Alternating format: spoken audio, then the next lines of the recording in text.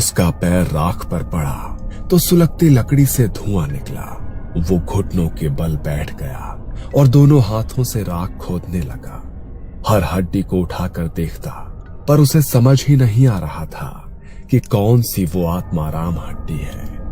कौन सी है वो? बाबा ने कहा था बैठने जैसा आकार, पर यहाँ सब एक जैसा लग रहा है। उसी वक्त अचानक पीछे से टॉर्च की तेज रोशनी पड़ी। कौन है वहाँ? रघु का दिल धड़क उठा, चेहरा ढक लिया, पर चौकीदार की टॉर्च अब सीधे उसकी पीठ पर थी। रात के सन्नाटे में कौन मुर्दों की खाद खोद रहा है? रघु को लगा कि अभी पकड़ा जाएगा। वो झटपट भागा, अंधेरे में पेड़ों के बीच से निकल गया। चौकीदार पीछे पीछे दौड़ा, पर अंधेरे और झाड़ियों ने उसे बचा लिया। रघु हाफता हुआ गांव के बाहर जाकर रुका। उसकी आंखों में डर से ज्यादा गुस्सा था। ये हड्डी मुझे लेनी ही है, चाहे कुछ भी हो जाए। अगली बार भी वही हाल। गांव में फिर एक मौत हुई। दिन में ही छुप जाऊंगा, सबके जाने के बाद आसानी से उठा लूंगा मैं इसे। वो सबके साथ शमशान गया। लोग चिता सजाने में लगे थे और रघु भी रोता धोता उनके बीच खड़ा रहा, जैसे मृतक का कोई दूर का रिश्तेदार हो। धीरे धीरे लोग शव जलाने लगे। रघु धीरे धीरे किनारे सरकता गया। धुएं और मंत्रोच्चार में कोई उसकी ओर ध्यान नहीं दे रहा था। जब अंतिम संस्कार खत्म हुआ और धीरे धीरे लोग लौटने लगे, तब तक रघु वहीं दुबका रहा। रात गहराई और शमशान बिल्कुल सुनसान हो गया। उसने धीरे से बाहर झांका। बस राख और आधी जली लकड़ियों का ढेर।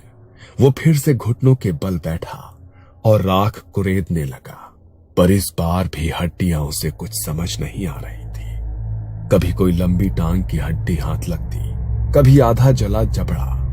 वो सब उलट पलट कर देखता रहा। अचानक पीछे से खांसने की आवाज आई।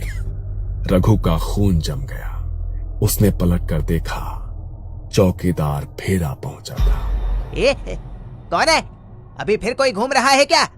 रघु ने फिर भागने की कोशिश की, पर इस बार चौकीदार ने उसे साफ साफ देख लिया। अरे ये तो रघु है। मुर्दों की राख में क्या ढूंढ रहा है? चौकीदार ने गांव में बात फैला दी कि उसने रघु को शमशान में कई बार देखा है।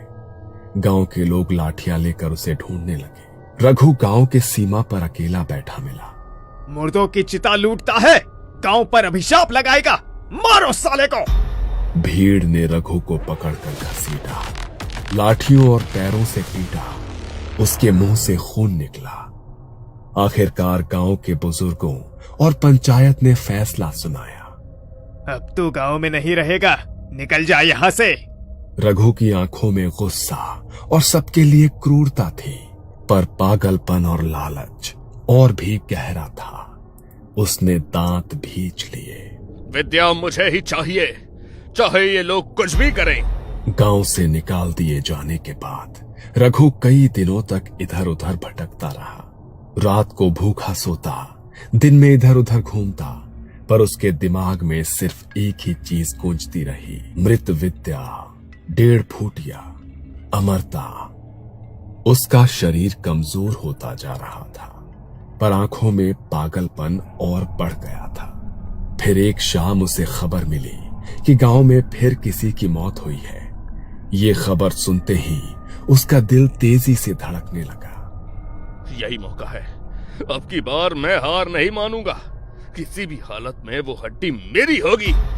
आधी रात चांद की हल्की रोशनी में शमशान चमक रहा था। चारों तरफ सन्नाटा और राख की गंध थी। कभी कभी उल्लू की आवाज गूंज उठती। रघु दबे पांव शमशान में दाखिल हुआ, पर तभी उसे एहसास हुआ कि चौकीदार शेर बहादुर भी वहीं चक्कर लगा रहा है। रघु ने एक बड़ा लकड़ी का टुकड़ा उठाया और झाड़ियों में छुप गया। जैसे ही शेर बहादुर पास से गुजरा, रघु ने पीछे से जोरदार वार किया और वो जमीन पर गिर पड़ा। आज कोई मुझे नहीं रोकेगा, अब मैं अपना हक ले ही लूंगा। वो राख की ढेर की तरफ बढ़ा। राख कुरेदते हुए उसके हाथ कांप रहे थे।